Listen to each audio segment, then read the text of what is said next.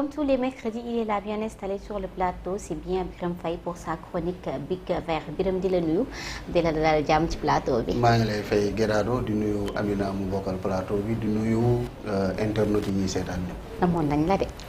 maanaam raw dama amoon dese rek mais. Massa. maa ngi woon ak yéen. waaw xam nga nijaay moom bu gaañoo ci séeréer dafa sensible. dëgg la c'est ça. tout à fait.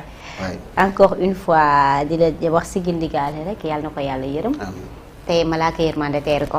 amiin amiin. am na solo bu baax a baax sa chronique Big Vert nag tey nga daal di samp laaj ngir bëgg xam le Sénégal le paroxysme de crise politique a-t-on atteint un point non-retour. noonu nga ko daal de non-retour noonu nga ko daal di. waaw effectivement xam nga depuis le 3 février. dañu jékki-jékki le président de la République def benn déclaration bi nga xam ne moo ñu indi ci li ñuy woowee crise donc au début mënoo ko jàppee crise sérieusement mais crise aussi ay étapes la day évoluer donc crise bi apparaître na am na lu mu yàq mooy fexe na ba le 25 février voté wuñu donc dem nañ ba benn moment comme courbe la rek dafa mel ni épidémie comme Covid rek maanaam cas yi tey 3 cas la ñu xëy benn jour mu doon 12 cas wala leneen donc le développement de la crise maintenant c'est quoi mooy bu conseil constitutionnel newee lii yëpp c'est anticonstitutionnel nañu organiser les élections dans les meilleurs délais ba président de la république génneelu benn communiqué rassuré ba nit jàpp ne Macky Sall kat li conseil bi wax dina ko def mais curieusement mu mel ni dafa am bu nekkoon épidémie la dañuy wax beneen vague bu bees donc à la suite de ce fameux dialogue bon mu amaat yeneen éléments yi nga xam ne duggaat na ci processus bi yi nga xam ne tey mën nañ ne tey crise bi tey dafa jógaat fan la ñuy yóbbu nag yàlla rek a xam c'est-à-dire crise dina atteindre benn phase aiguë donc boo déggee may wax est-ce que tey dañoo toll ci situation de non-retour mooy est-ce que tey Sénégal fu mun toll tey ci crise bi mën nañ dellu ginnaaw donc am nañ nag benn point culminant mooy le 2 avril fii ak le 2 avril tey mën nañ jàpp ne le Sénégal est dans une véritable crise institutionnelle crise bi lu ko indi lenn donc la mooy dafa am benn président de la République bi nga xam ne newoon na damay respecter décision conseil constitutionnel conseil constitutionnel bu ko ne sa mandat le 2 avril lay jeex organiser l'élection dans les brefs délais loolu c'est du français yow bu ñu la nee le 30 ngay dem organiser sa pot de départ mais mënoo organiser sa pot de départ le 15 avril après le 30 donc malheureusement nag Sénégal nekk nañ mauvaise foi boo xam ne dañuy Sénégal da ngay gis ñuy discuter entre meilleur délai court délai en 2016 avis conseil constitutionnel décision conseil constitutionnel ba ci sax dialogue concertation c'est-à-dire ñun en fait ça c'est de la mauvaise foi tout simplement mais ñëpp xam nañ lan lay bu caaxaan jeexee bu nekkoon dañ la wax dinaa la fay xaalis dans les meilleurs délais xam nga lu muy tekki bu baax a baax a baax donc neew ñu la fii ak ñetti weer dañ lay wax nu mu gën a gaawee rek parce que délai notion de temps kese la amul leneen donc malheureusement tey yegsi nañ foo xam ne tey man damay ne Sénégal sincèrement képp ki nga xam ne war nga tiit wax dëgg yàlla tiit jot na parce que à la limite da ngay dem ba benn moment li ngay njëkk a xalaat mooy tey fi ñuy jëm nii finalement qui sera l'arbitre est-ce que suba bu conseil constitutionnel génnaatee ay décision remettre en cause li nga xam ne wax nañ ko démb seen dialogue bi quel serait même le comportement du président de la République alors bu fekkee ne président de la République dafa bañ li nga xam ne moom la conseil constitutionnel décidé quelle serait la suite tey bu assemblée nationale jëlee conclusion yi dem na way damay réviser le code électoral wala réviser pour en tout cas dugal li nga xam ne moom la ñu jëlee ci dialogue bi ñu demaat conseil constitutionnel ne leen lii c'est anticonstitutionnel Sénégal fu mu jëm finalement da ngay dem ba ci yàgg nga ne mais donc ñun Sénégal nañ gën a descendre sur terre maanaam au fond lu ñu doon ndamoo depuis 1963 ba léegi ne Sénégal musul am lii musul am lii musul am lii à la limite dañu dem ba benn réew boo xam ne tey ñu koy salfaañi à la limite bu ñu dara bett man léegi man sama c'est-à-dire li ñu naan nii mënatul am Sénégal loolu moom dañ ko bàyyi pour man sax damay ne psychologiquement il faut se préparer au pire scénario au Sénégal sincèrement parce que toll nañ foo xam ne tey kii doon woote il faut respecter les institutions il faut respecter les institutions il faut respecter les décisions de justice tey bu justice bi décider dina xool beneen parade bu muy jaar pour contourner un peu la décision de justice donc loolu moo feeñ ci dialogue bi passé maintenant li ñu def ni yëpp nan lañ koy dugalee maintenant nan lañ koy joxee benn onction légale ak yooyu pour mun ko appliquer à l'élection présidentielle foofu la mbir mi nekk mais est-ce que grand Birame maa ngi lay nuyuwaat bu baax a baax namoon nañ la aussi ça il faut le dire mais est-ce que dugagum nañ ci guuta je m'explique parce que gis nañ ne malgré président li mu ci def daal di abroger li nga xam ne mooy décret bi convoquant le corps électoral daal di ne day reporter élection yi suite à la proposition de loi votée à l'Assemblée nationale gis nañ ne conseil constitutionnel dafa leen rappeler waat à l'ordre alors ñu gis ki nga xam ne moom mooy Rose Wardini annoncé na moom elle retire sa candidature conseil constitutionnel daal di génne décision tamit mu mel ni conseil constitutionnel mi ngi suivre les choses étape par étape est-ce que jàpp nga ni cacophonie bi ñu nekkee nii avec les politiciens est-ce que jàpp nga ni conseil constitutionnel mënuñu ci génne parce que vu que ni tout le temps ces décisions sont contraires aux décisions du président de la République. D'accord conseil constitutionnel lu mu ciy génnee mooy bu jëlee décision ñu jëfee ko tey suivons votre logique conseil constitutionnel jël na décision ay ñi ko war a exécuter parce que conseil constitutionnel day neex président de la République et les services compétents. oui loolu problème compétent bi. appliqué wuñ ko. waaw ñoom demande nañ indi ay mbir. waaw am na ñu saisiraat conseil constitutionnel donc conseil constitutionnel à la coulée à leen dina génneewaat beneen décision. waaw bu génneewaatee beneen décision. est-ce que ñii nga foog ne ak schéma bu ñu teg nii. conseil constitutionnel ñëw na leen non non non le 2 juin. c'est anticonstitutionnel. baaxul le président impérativement le 2 avril. dañuy constater sa fin mandat da ngaa war a dem. léegi nga foog ne ñii nii def lii nii. oui. dinañ ko jëfee cette fois-ci. question bi fa la nekk parce que non oui la constitution est au-dessus mais la constitution est au-dessus depuis le référendum de 2016 pour ne pas dire depuis 63. mais taxul conseil wax na ñi ko war a jëfe wuñ ko. te conseil constitutionnel amagul pour le moment ay moyens yu ko permettre mu contraindre l'exécutif mu def moom def na wàllam ne leen yéen ñi war a organiser élection président yow mi war a jël décret jëlal décret dans les meilleurs délais alors ñoom ñu jouer sur les qualificatifs lan mooy meilleur délai lan mooy nangam pour gagner du temps alors léegi saisiraat nañ conseil constitutionnel président bu jëlee décret pour nu mu tuddati entériner le 2 juin décret boobu gars yi dañ koy yóbbuwaat conseil constitutionnel donc conseil constitutionnel forcément d'ici quelques jours peut-être dina jëlaat beneen décret bu jëlaatee beneen décret ñi ko war a appliquer wuñ ko fu ñu jëm. mais ils seront obligés. tey lu ñuy naan en réalité on est au bord de la falaise quoi c'est-à-dire man c'est vrai que ba léegi eggaguñu peut-être sur le point de non-retour. de façon absolue. mais jege nañ ko lool le paroxysme li ñuy wax. jege nañ ko lool tey boo xoolee d'ici le 2 avril. bu fekkee ne tey conseil constitutionnel lu mu mujjee décider. appliqué wuñ ko. man damay ne les non-dits parce que aussi le dialogue c'est ça gis nga gars yi luñ dul wax.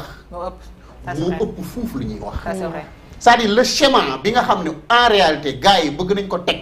après le 2 avril. il faut ñu am benn vide juridique bu ñu constater d'ici le 2 pour schéma boobu mun a am. oui.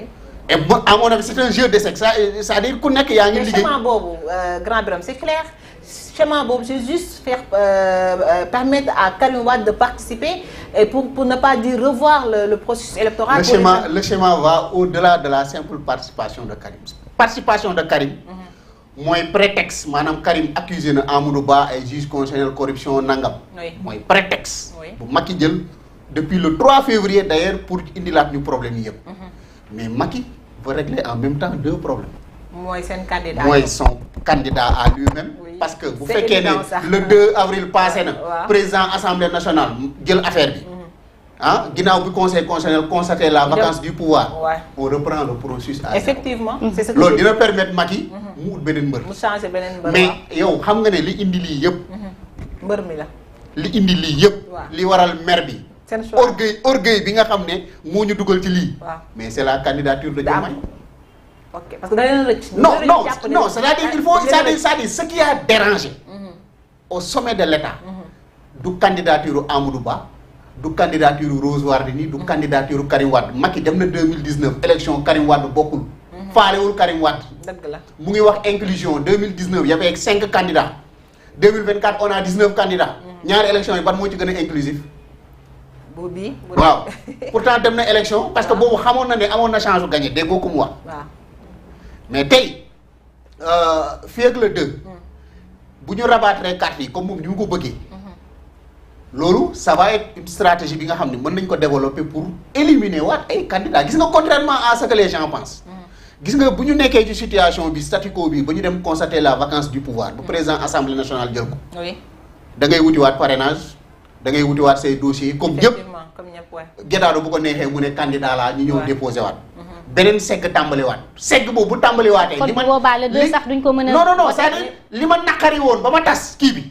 mais da ko siy jéem a faj. moom laa c'est ça le problème pour dëggal li nga wax.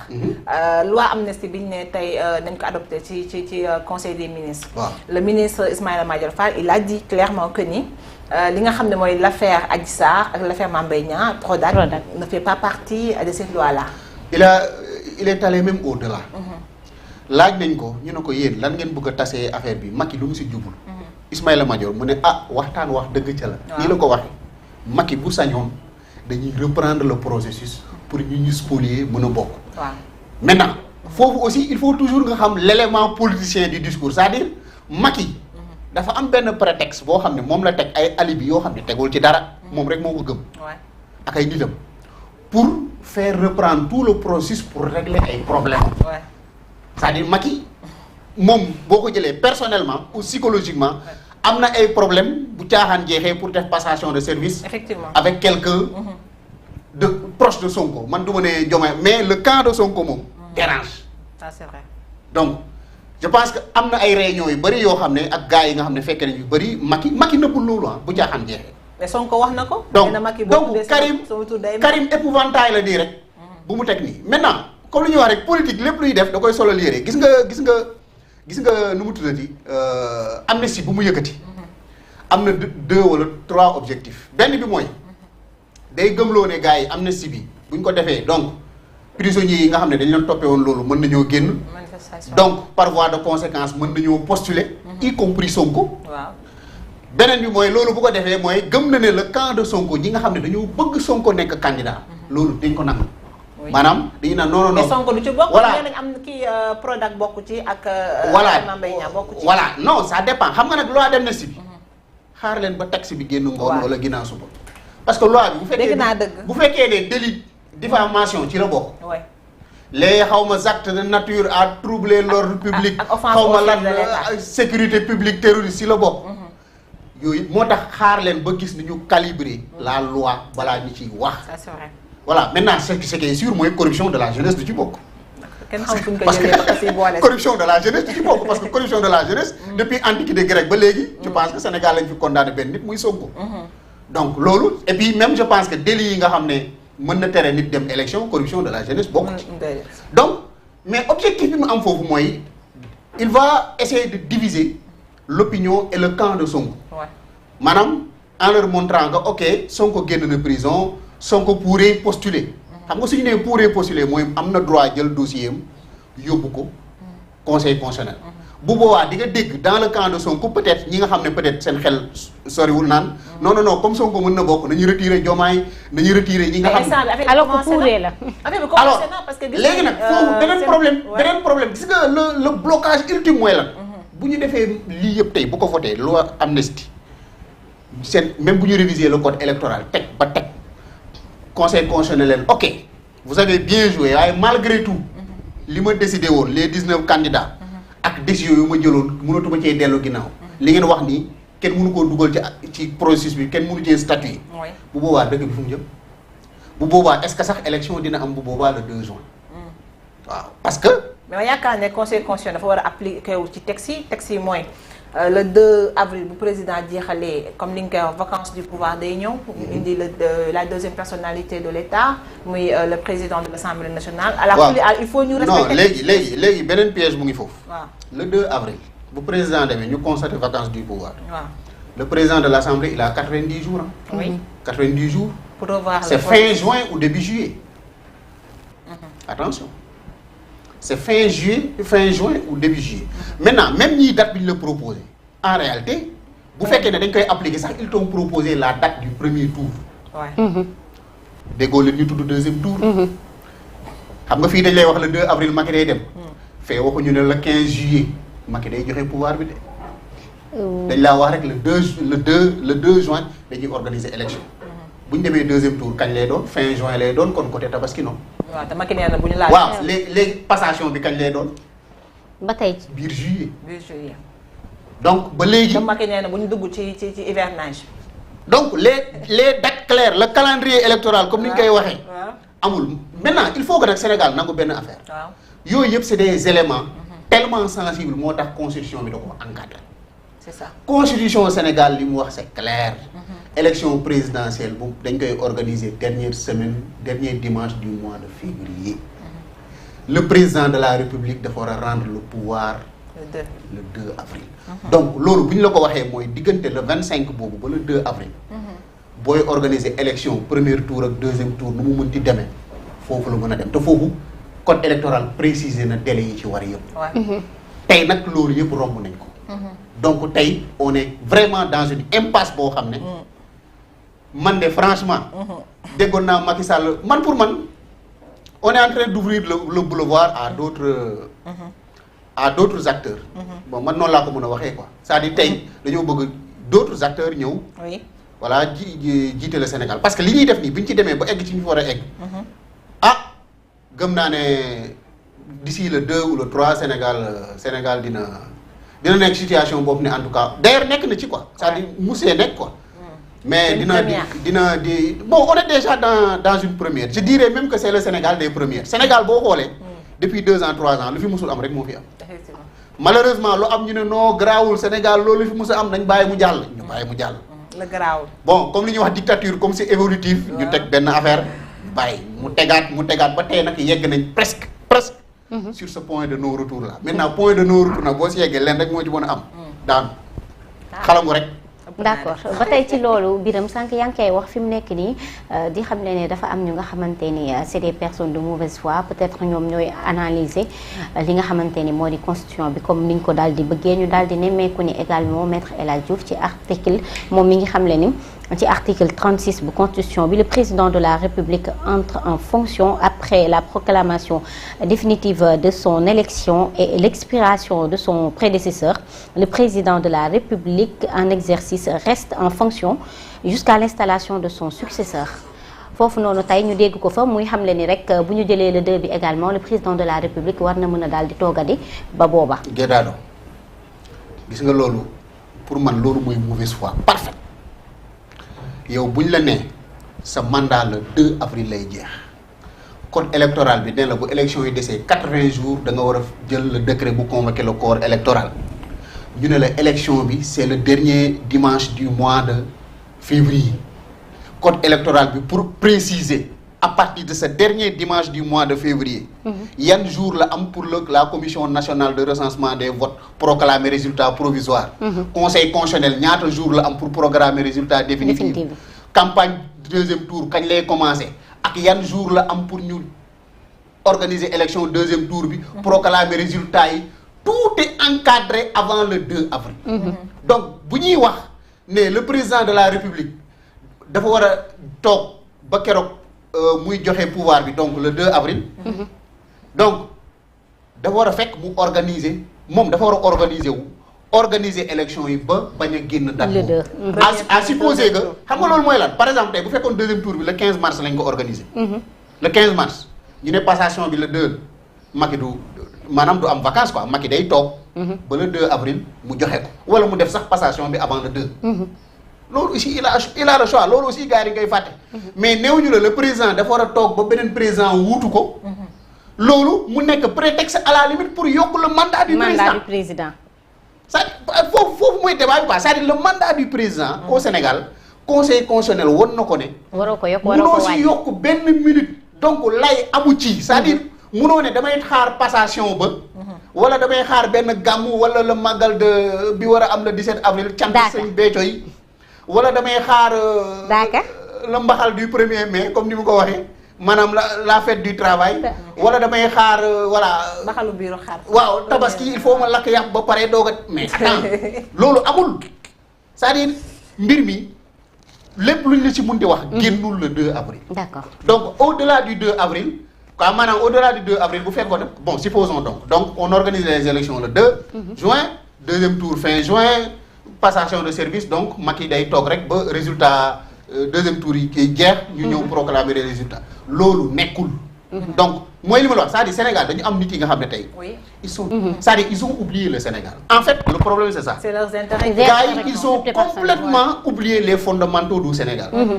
Gars yi, ils jouent pour leurs propres intérêts. Et puis de petits intérêts. Petits intérêts mooy lan ki ko wax tey élection lu mu doon xumbu Sénégal neex ñiy campagne 24 heures sur 24 moom chance am gagné élection sax lan la. bu jaaxal moom day dem de. waaw non c'est-à-dire tey même bu ñu rabaatoon carte gi. bokk maître El Hadj Diouf. wala mu bokk c'est-à-dire mu ñëw gagné élection El Hadj Diouf dans ce Sénégal. donc lan la moom. donc c'est show bi moom donc c'est des gens yi nga xam ne benn. En fait ñoom dañuy def tir de barrage parce que dañu am ay problèmes personnels contre Sonko. c'est-à-dire ñoom quelle que soit la situation ñoom Sonko bu mu bokk. moom ci ligne boobu la nekk. beneen bi mooy il est en même temps il n'est pas très loin du camp de Macky El Hadj Diouf ak Macky lu ñuy réeroo bëriwul. pour ne pas dire lu ñu réeroo. Tout à fait. Donc loolu muy wax noonu yëpp en fait dañoo nekk dans il joue ce qu'on appelle la musique que Macky veut entendre. Macky dégg nga ko keroog même lui-même dans ses contradictions doyal naa sëkk le 2 damay dem. Avril. C'est contradictoire. Mais nag bu sauf dialogue bi proposé xaw ma lan ak lan c'est-à-dire le gars là il ne veut pas partir. Ah wax naa ko sànq de gëdaal. non c'est-à-dire il faut être sérieux. Mais à quoi bon rester waat beneen 2 mois. mais loolu gëdaal 2 mois si président nga lijjanti lu ne. loolu pour moi xam nga des fois départ du pouvoir. day am benn boo amul un peu de la hauteur. day am benn psychodrame bu muy def sa bopp. c'est-à-dire à la limite da ngay ne président malheureusement. depuis ces dernières semaines. dafa am lu ko dab loo xam ne waru ko woon dab. c'est-à-dire lui-même son orgueil personnel da koo rattrapé. Tout à fait. maanaam du ma def passation ak diw non lii du ma ko nangu alors que ce pays du ay samay humeur ak samay état d'âme c'est un pays qui fonctionne. d'ailleurs sociologue yi sax nee nañ loolu. donc loolu bu ko respecté rek nga mer ak nga kontaan ak nga bëgg ak diw moo le yow waroo ko soucier wu. malheureusement on est rattrapé par des états d'âme personnels. yoo xam ne tey moo nar a un peu affecté négativement tout le fonctionnement du pays. En réalité loolu fi nekk. d'ailleurs sax nee nañ looloo tax aujourd'hui le président à chaque fois dafay daal di am ay saut d'humeur am na solo bu baax. en tout cas daal gis nañ ko ci dialogue bi. bi jaawi daal di génn pour une première fois ñu gis Macky côté dañ ko. non bi jaaw nag jot na. non jot na mais gars yi dañuy camoufler di ñuulal. waaw mais en fait il faut dire temps pour def ko. c'est-à-dire da ngeen di xool Macky en réalité Macky depuis 2019. bi mu amee deuxième mandat. boo ñu nee bii mooy son dernier mandat ba tey dee leen suivre ay discours Macky. muy ci Covid bi 2020. ak yeneen nga xool taw muy utiliser. gënati na garaaw nag bu mu déclaré ne dootuma def troisième mandat. damay dem le 2 avril. c'est-à-dire en fait da ngay dem benn moment nga ne kii est-ce que lu muy dem bi neex na ko. maintenant nit koo xam ne nag dem bi neexu ko bu amee porox ndoll bu ko permettre mu toogaat une semaine. day jël. situation bu Macky bu dem 2 juin sax ñu ne ko noonu xar yi il faut ñu jaay leen ba pare. pour organiser élection yi day na non nañ jaay xar yi ba pare ba def tabaski bi après ba kii der yi ñu doog a def. d'accord am na solo bu baax a baax alors grand Birame amati na solo bu baax a baax comme tous les jours di la jaajëfal di la jox rendez-vous xam naa vendredi incha allah ci Mediascan. waaw vendredi incha allah ñu xool média yi ñoom tamit seen wàll ci mbir mi ñoom tamit am nañ ci wàllu bu rëy. ñu waxati ci suñu bopp. waaw incha allah. am na solo bu baax a baax léegi bu jógee ñu daal di dalal suñu invité comme ni ma leen ko doon waxee suñu invité nag nekk Omar Ba nekk expert urbanisme waaye itam nekk ak développement local nekk membre société civile ñu daal di fas yéene waxtaan ak moom lu ñeel wàllu politique waxtaan ak moom également lu jëm ci wàllu urbanisme ak développement local léegi lay doon juste après son installation.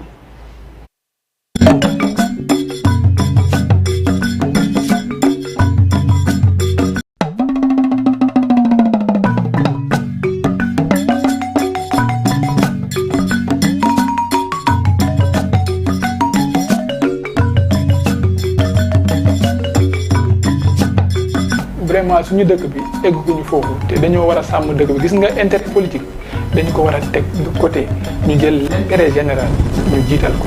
fi mu ne léegi Sénégal pour nga jël fi suufu kenn dégg nga te ubbiwul gémmiñam jooytu ko jafe na lool. nous sommes des victimes collatérales d'une situation boo xam ne du biir université la xewee du ay étudiants ñoom ñoo jóg wala ay amicales ñoom ñoo jóg manifester. doomu aadama yi nga xam te ni ba mu nekkee léegi faat nañ leen ñu jël seen bakkan te nekkoon ay ndaw te ñu bëri ci ñoom du benn boo koo xam te ni jàpp nañ ko ci daal ne ci de yoon teg na ko la ko ndax daa bokk ci ñi faatoon bi wala ñi faatoon te bakkan dafa sàkk.